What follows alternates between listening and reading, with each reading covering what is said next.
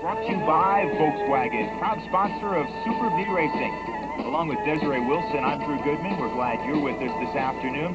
This promises to be an historic day because Super Vee Racing has been around for some 20 years, and for most of those 20 years, Volkswagen has been the major sponsor.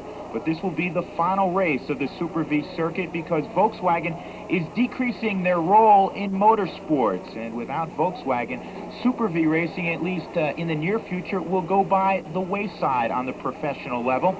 Now, we'll crown a new champion in 1990, either Stuart Crow from Dallas, Texas, or Christopher Smith from Palos Verdes, California. Stuart Crow won his first ever Super Vee race right here on this road course at St. Petersburg a year ago. Christopher Smith sits on the pole for the second consecutive year. Now let's go down to pit road to Desiree Wilson, who I believe is with Christopher Smith. Desiree? Chris, how important is this final race here in St. Petersburg for the Super Vee event? Oh, well, that's critical. There's a chance that I can win the championship if I do well enough and Stuart Crow finishes far enough back. So we're going all out today, both of us, and whoever does a better job, he'll be the champion. Starting from pole, is that a big advantage? I think it is, yes, especially here. This is a tough place to pass on, and I'm hoping I can just break free from the start and never look back.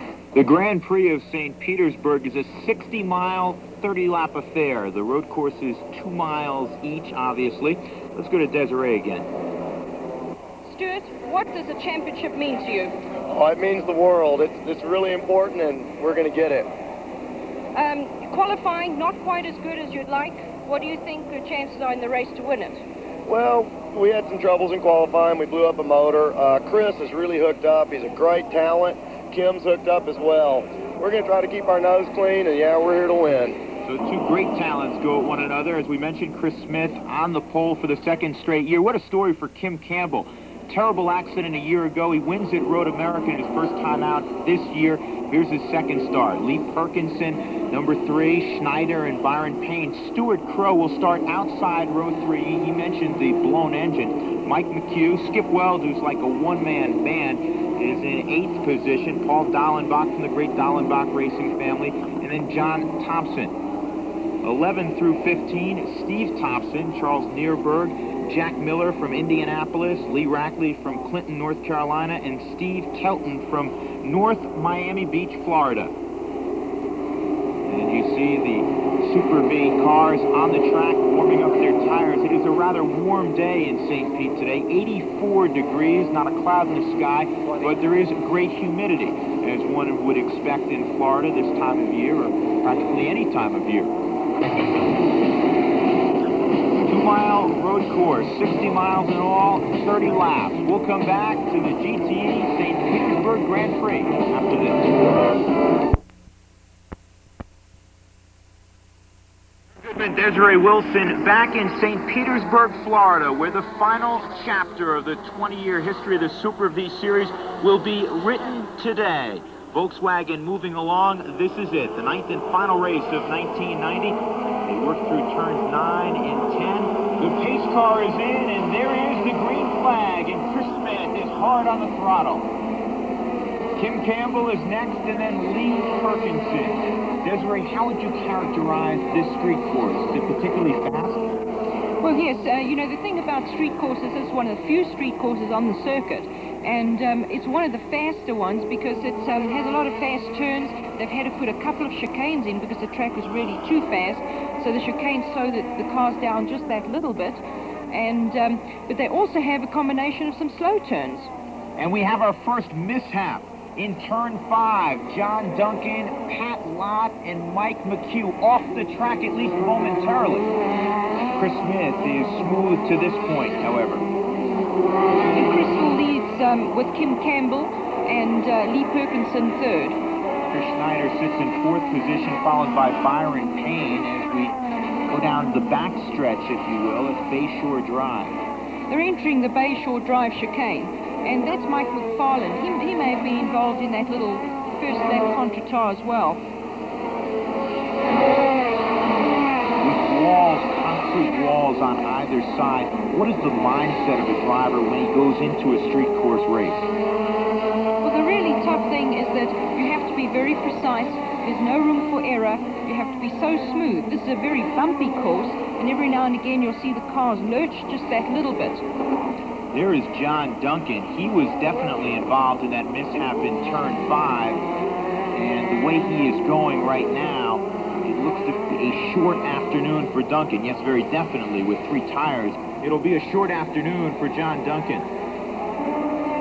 The big thing about a car, you know, it was strange that he could keep running even though he only had the 3 wheels. But these cars are really very, very stiffly sprung, and therefore it actually lifts that wheel off the ground. And he could probably almost drive all the way around the racetrack and pit if he wanted to. Of the 25 cars that started the race, 24 are Walt RT5s. Explain, if you will, that type of race car and the designer. Well, the designer's Ron Taranach from England, and all of these cars are built in England originally. And I guess it's just a very popular race car. It's very professional. There's been a couple of other race teams come over and try and build race cars. But the Anson, I think there is an Anson somewhere in this field. Yeah, Mike McHugh, who started number 7, is running an Anson SA4.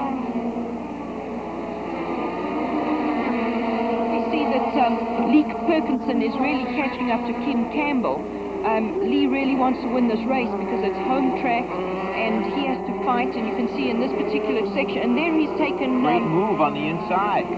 Yes, you know, he set him up just going into that corner, and I don't think Kim was expecting him to overtake in that particular area. So Perkinson moves into 2nd position ahead of Kim Campbell from Dallas, Texas.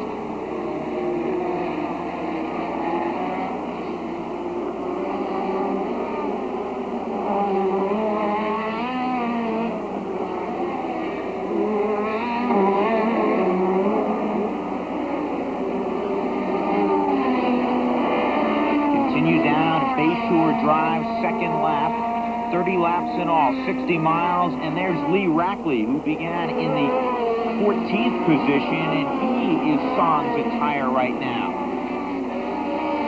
Suspension parts all broken on that front left tire, and he must have just tapped a wall and it just tore that left wheel off very quickly. The points leader is Stuart Crow, followed by Christopher Smith, and they came in with only a separation of 9 points. And currently he is in 4th position, so Crow had a blown engine in qualifying. They had that rebuilt for him.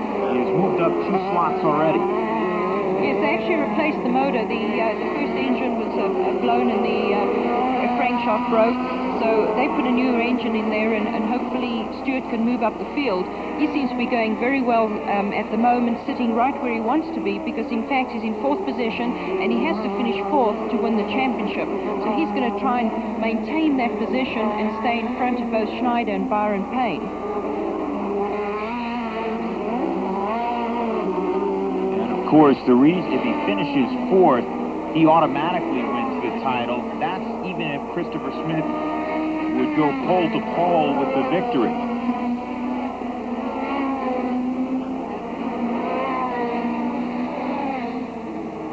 Yes, this is actually what we call a sprint race, and that means that there will be no pit stops during this race.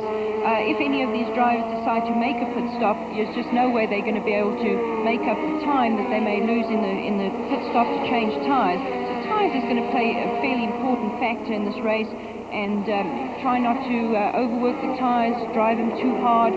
It is a hot day, so be a little more conservative with those tires. Christopher Smith continues in the lead from Palos Verdes, California. He's trying to win for the 4th time this year on the Super Vee circuit. He won 3 consecutive weeks. He won at Cleveland, he won at Des Moines, and he also won at Atlanta. He was 2nd in Nazareth, Pennsylvania last time out. This is the 9th and final race of the season. You had a chance earlier today to talk to Christopher. How nervous was he? Well, you know, Chris really wants to win this race. For him to win the championship, he has to win the race, and of course Stuart has to drop out or finish worse than fourth position, and that's going to be really tough. So he has to do everything to win this race. But the important thing is really setting up his car. And one of the reasons I think that he was on pole was that this is a very bumpy racetrack, and he mentioned to me that setting up the car was very important. Normally, you set the ride height as low as possible with these particular cars because they're what we call ground effect cars. And you'll see on the sides of the race cars almost touch the racetrack on the ground. And that means the ground effect car needs to be as close to the ground as possible. So the ride height is normally set very low. But because this racetrack is such a bumpy racetrack, Chris set his car just that little bit higher. And he seems to be going through the turns a lot faster, especially between turns 9 and 1, where it's a very fast section and almost flat out. And he's really good in those areas. Lee Perkinson appears to be closing the gap a little bit on Christopher Smith. Perkinson started on the inside of row 2, past Kim Campbell of Dallas, Texas. Now he is looking to move along some slower-moving race cars. Yes, Perkinson got a little mad there at a guy who was lapping. He got held up just that little momentarily, and he was mad as anything. So he's driving really hard. He wants to catch Smith just as fast as he can.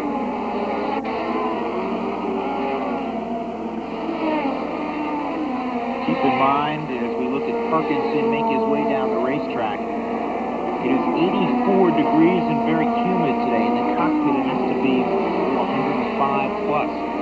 Yes, the drivers wear 3-layer uniforms, the helmets, balaclava, and just the stress of driving the car, the physical exertion, is really hard on the driver.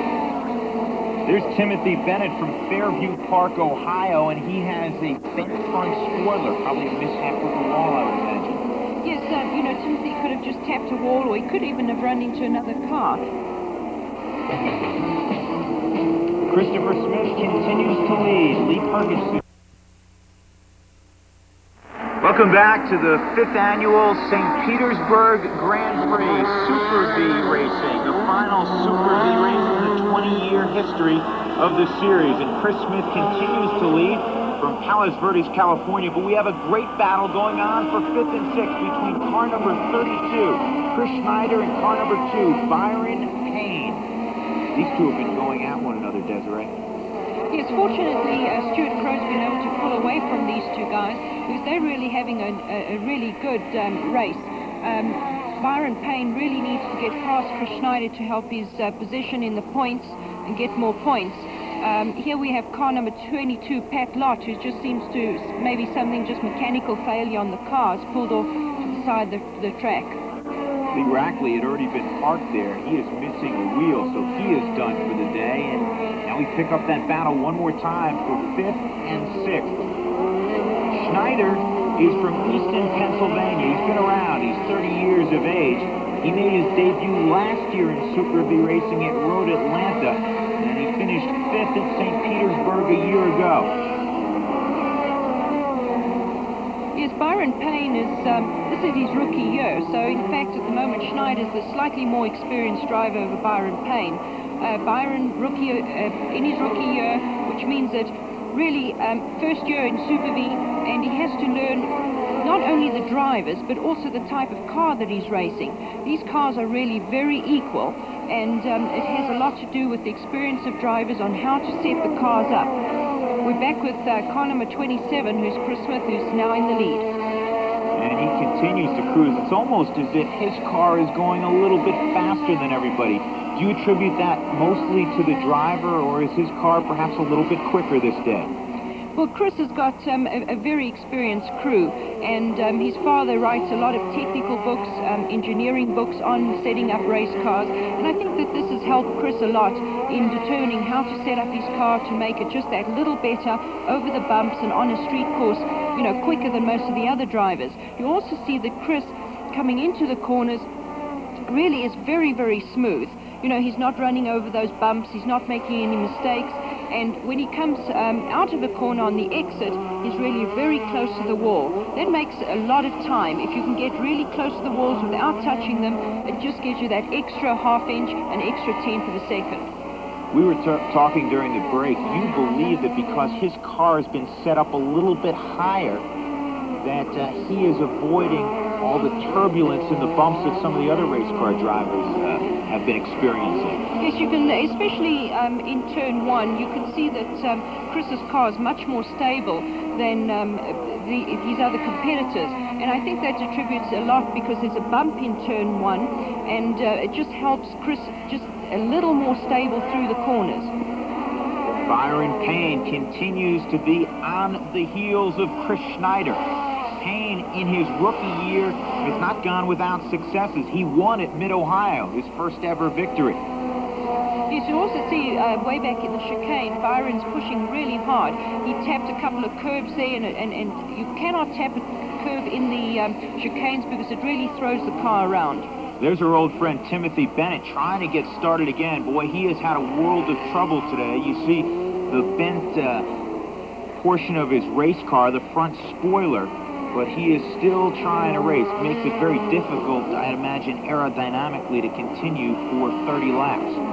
Yes, you know, you can race with a bent spoiler, but the difficulty there is that through the faster turns, you really need the aerodynamics and the downforce on that front of the car. Otherwise, the car just understeers when it doesn't have the downforce.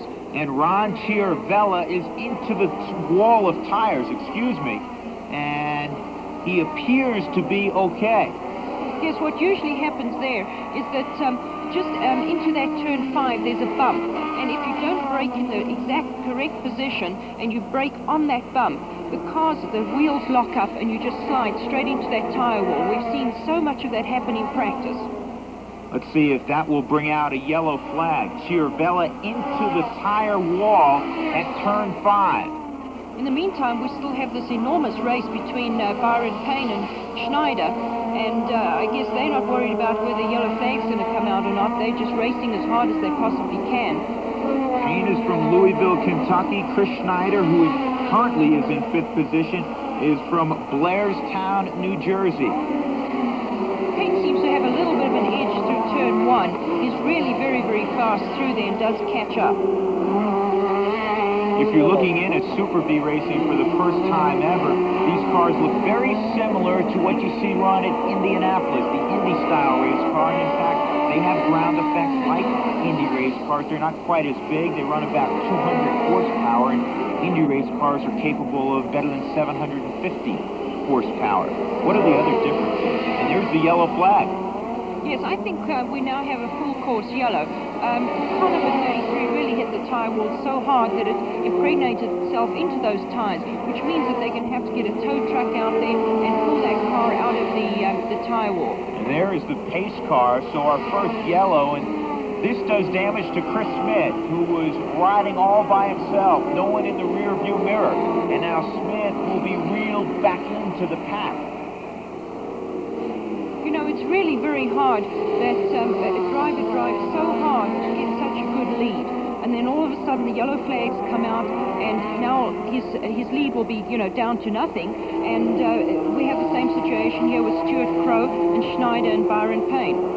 You have oodles of experience behind the wheel. What does it do to the psyche? Well, you know, when you lead a race and you're pulled away so far, it's very frustrating. Oh, now I have a yellow flag. Now I have to slow down. What am I going to do on the restart? Now I'm going to do everything perfect again. Whereas the guys in the 2nd, 3rd, and 4th position are really very pleased. And they say to themselves, great, we can now catch up to the leader again and have another go at winning this race. There is Timothy Bennett, and evidently he is now officially done for the day.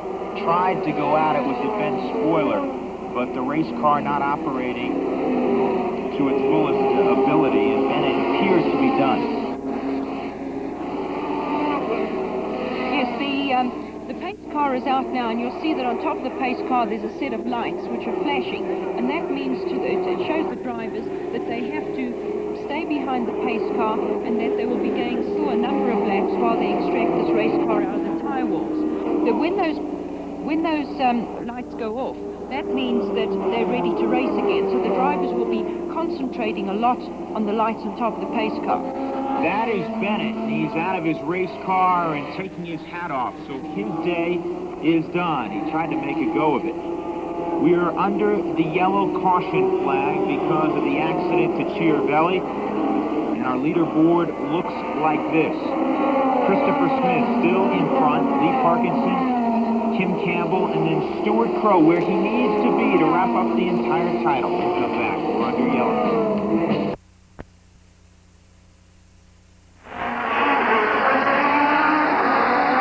The Super Vee car is capable of 165 miles per hour, and we're racing again.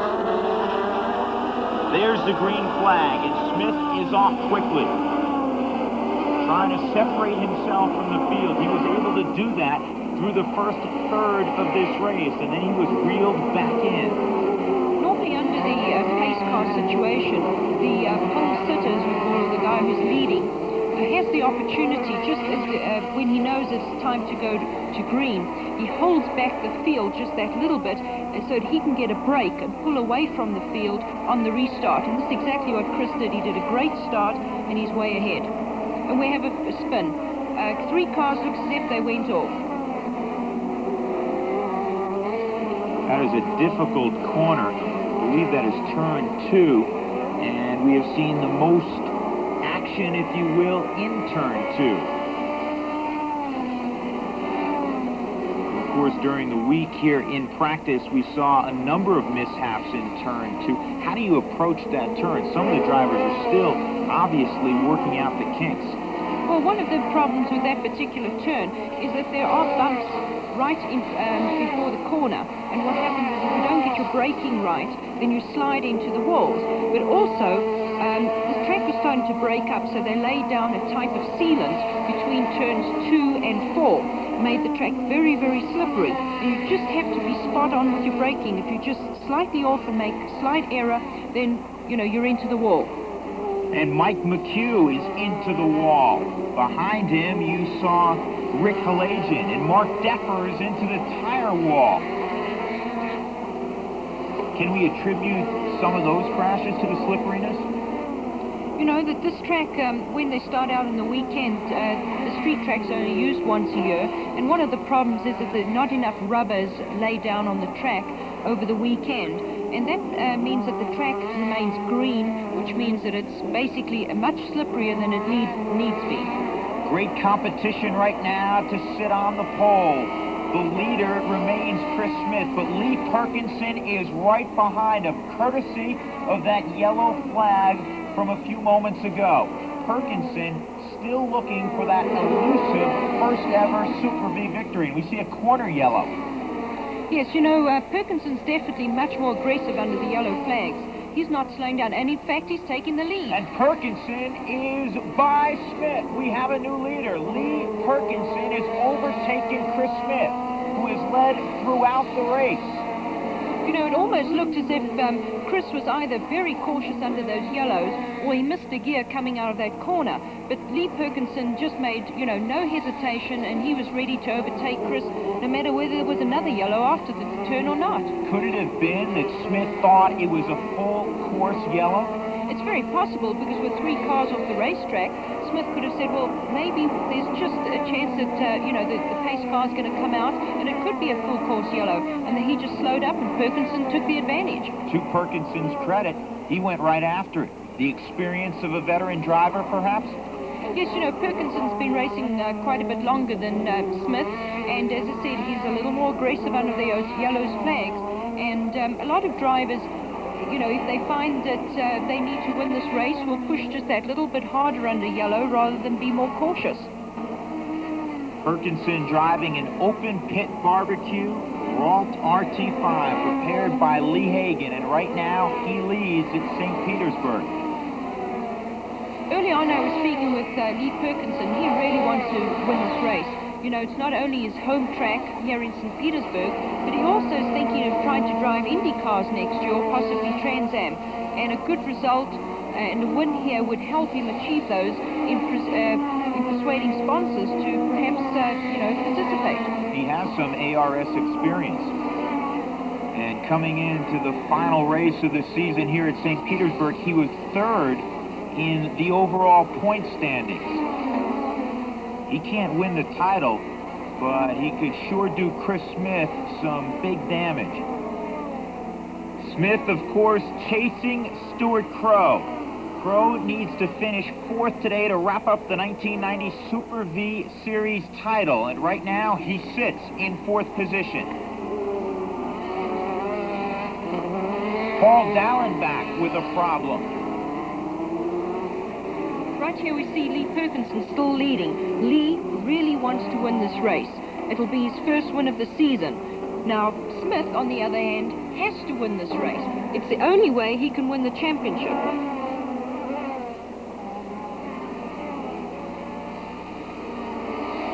Perkinson racing in the streets he knows better than anybody. He is from St. Petersburg, Florida. Smith is catching him all this time, though. You know, Smith's car, I think, has been faster all day, and Smith is working really hard. He knows he has to win, and he's going to push Perkinson all the way, and he's going to try and win this race. Is it more difficult to race as a leader? Smith might have missed a gear there. Yes, Smith just locked up his brakes a little bit too much and misjudged the corner, which has now dropped him into the clutches of Kim Campbell. They're now approaching the GTE chicane, and once again, Perkinson is still in the lead from Smith and Campbell. Smith trying to make up the ground, and Perkinson spins off the course in turn 5. And 2, 3, 4 drivers have gone by now. A fifth goes by. Perkinson back on course, but he'll drop all the way to 6th position. What a huge error. Yes, I think that, you know, Perkinson was just pushing really hard. Perhaps was looking in his mirrors to see what happened to Smith, because 1 minute Smith was right behind him, and then, of course, he dropped back in turn 2. And I think he just went in there too hot, got on the slippery stuff, locked up his brakes, and, of course, you know, just fun. So Kim Campbell is now in 2nd position, chasing down Chris Smith. A new battle for first going on, and Smith appears to have the faster car. Goes back to the point, excuse me, I was trying to make this, right? Is it more difficult as a race car driver to be pursuing the leader in 2nd position or trying to race from the number 1 slot? You know, being in the number 1 slot is very, very difficult. You have to have won races almost to be able to lead a race well and not make errors. And of course, Smith has already made his error, so hopefully he's now going to be consistent and not make any more, and he's determined to win, and he's going to say to himself, I can't make an error. Now you see just what happened to Kim Campbell there. He was chasing Smith, was catching him, and then of course got caught up in the chicane behind a lapped car, and now has dropped back completely. Chris Smith, our leader from California, trying to win the overall title, trying to win his 4th race of the year. He was confident before they started their engines earlier today. We'll come back to St. Petersburg in a moment.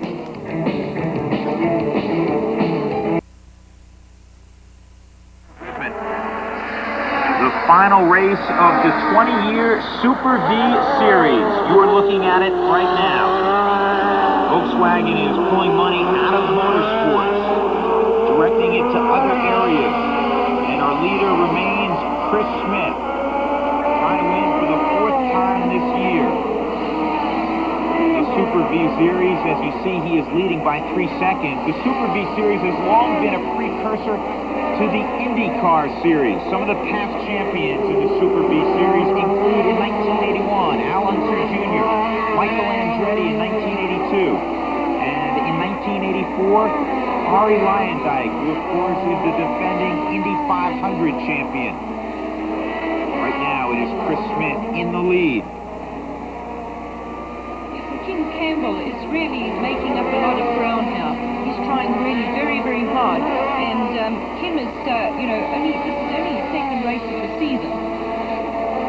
Campbell had that horrible accident a year ago, but what a way to come back. He wins at Road America in Wisconsin in his first start.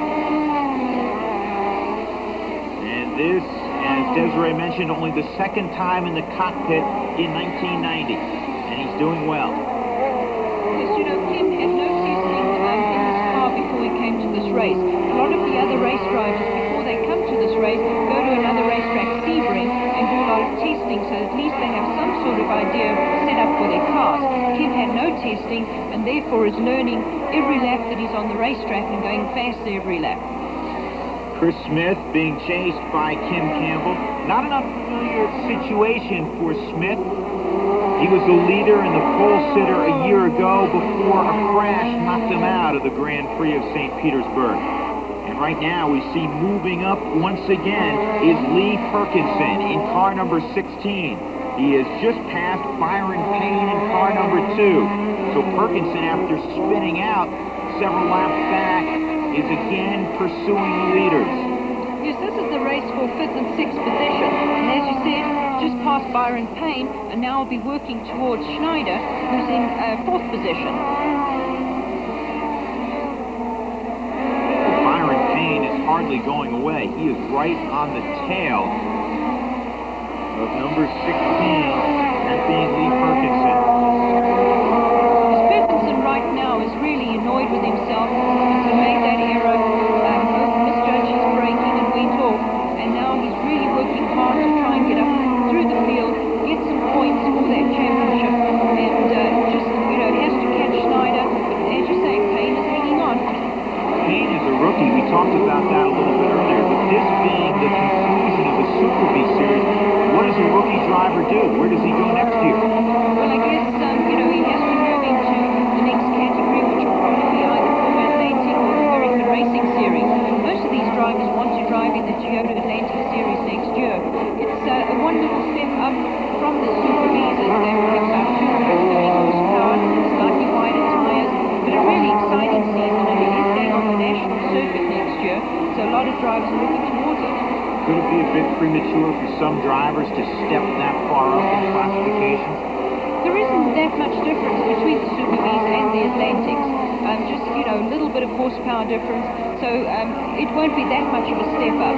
They also have an opportunity to go to the American Racing Series, which is a slightly different car. It has 400 horsepower Buick engine, but flat bottom instead of the ground effect car. So it's a little bit of a choice of which direction they'd like to go.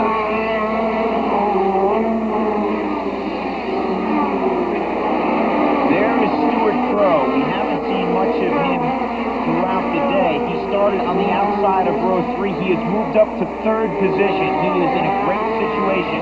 If he finishes there and slips a little bit over turns, if he finishes in 3rd or even in 4th, he will capture the 1990 Super Vee title. And right behind Stewart is Schneider, and then of course Lee Perkinson, who's now in 5th position.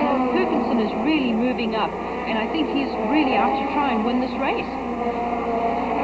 Perkinson held the lead for several laps before making a critical error in turn 5. He spun out there, and we've seen some of the tires spin a little bit as we're more than halfway through the 60-mile race. What would be causing that at this point? We think, you know, the exit of turn 6 is a really difficult turn because it's actually, because this is a street track, there's a lot of crowns in the middle of the racetrack. And what happens is the cars come over the crowns and, you know, the cars just sort of go off camber and we get a lot of wheel spin, so you see a lot of the cars getting into an oversteer situation. There is Lee Perkinson.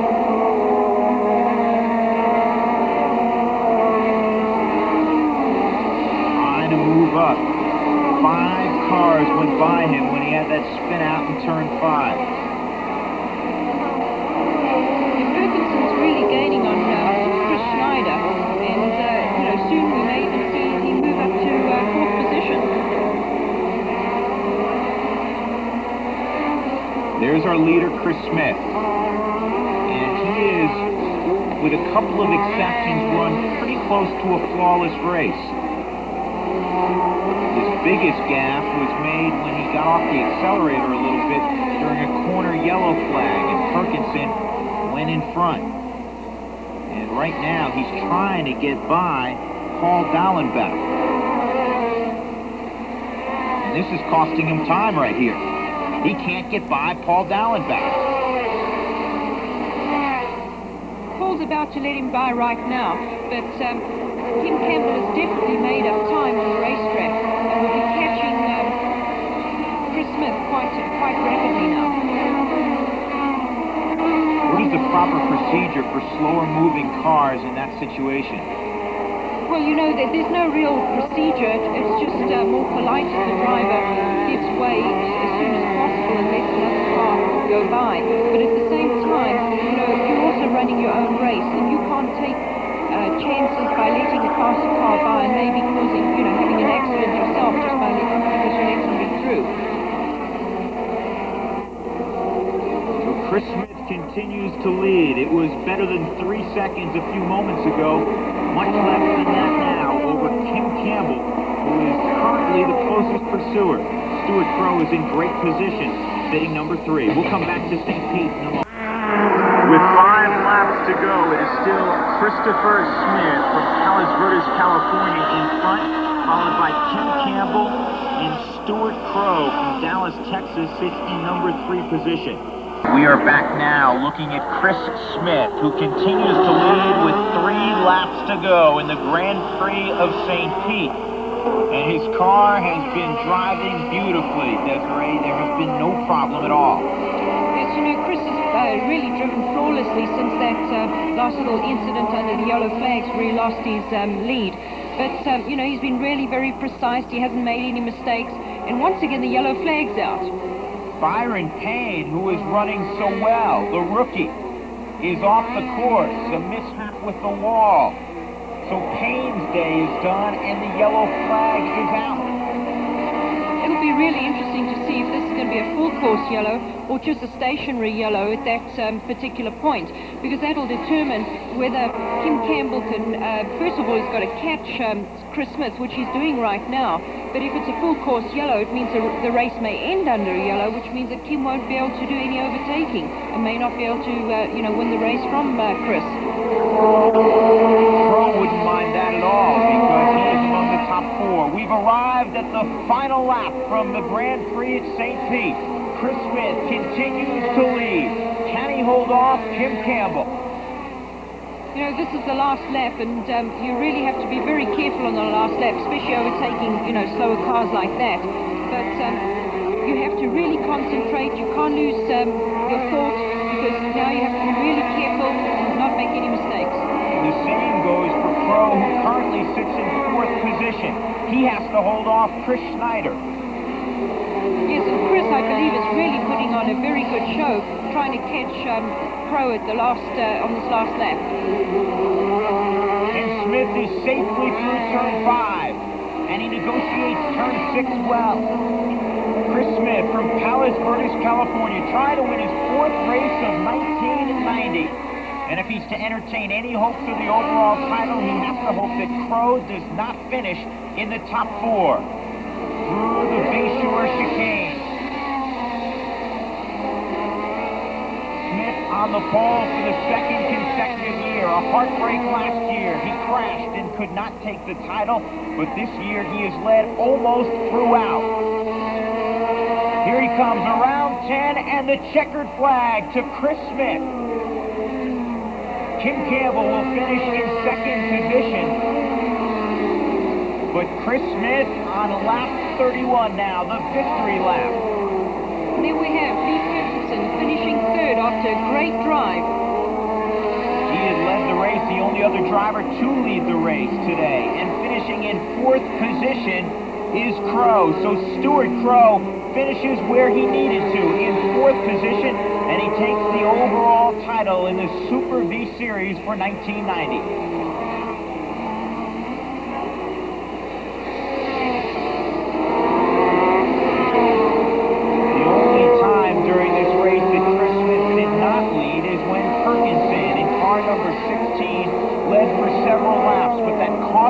Costly error in turn 5 took away any hope at Perkinson winning here at St. Pete, his hometown. But as you said, he did have a great drive to come back from 6th position and finish in 3rd. Yes, he had an excellent drive, but there now we can see the series champion, Stuart Crow, was a very, very happy man. You know, it takes a whole year to win a championship, and you have to do it at every race and be consistent, and that's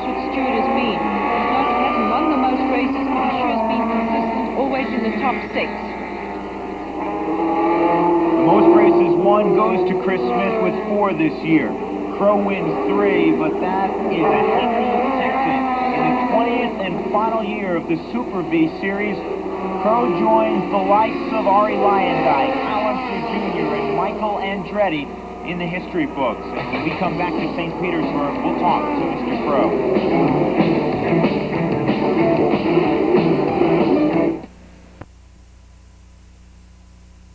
I'll tell you what, if that's not the thrill of victory and the agony of defeat. It was just one of those days for the Pickwick Skull Kemp Electric car. Chris thought there was an all-course yellow. I looked ahead, saw there were no yellow flags. I took off, had a good lead, but he was quick through the fast stuff. I was a little bit better through the slow stuff, so I was just pushing it, hit something a little slick, locked up the brakes. Straight off I went, had to put it in reverse, back it up, and try it all over again. Just one of those days. You know, you did everything but win the championship, but you sure won that race. Yeah, thank you. I know the championship ended up real close. The race was no problem. I was able to run my own pace, and there was a big wreck. I thought they had a full course yellow. I slowed down, and Lee Perkinson went by, but I was able to catch up to him, and then he made a mistake, and I guess that's the way it goes. But the Earl's Performance Products car was great today, and I want to thank Volkswagen for having a great series for 20 years, and I'm real proud to win the last race. You couldn't have cut it much closer than that. Yeah, Chris Snyder really gave me a good run. The last couple of laps, did you know how close it was going to be? No, I didn't think he was going to catch me, but he did. You came through the chicane the last 2 times. What were you thinking? Go for it. I don't know, you know, block him, go for it, keep in front. When the season began, did you think you'd be standing here as the champion when it over? Hope so. that was the game plan. Well, you didn't win the race, but you're welcome up on victory stand. Thank you. So the final page in 20 years of Super Vee racing goes like this. Christopher Smith, proud to finish on top. Kim Campbell, then Lee Perkinson, Stuart Crow, and Chris Schneider. Couldn't quite catch Crow in the final lap. Skip Weld, a native from Florida, had a good day. Charles Nierberg, Steve Thompson, and on down. For Desiree Wilson and our entire Prime Network crew, I'm Drew Goodman saying so long from St. Petersburg, Florida.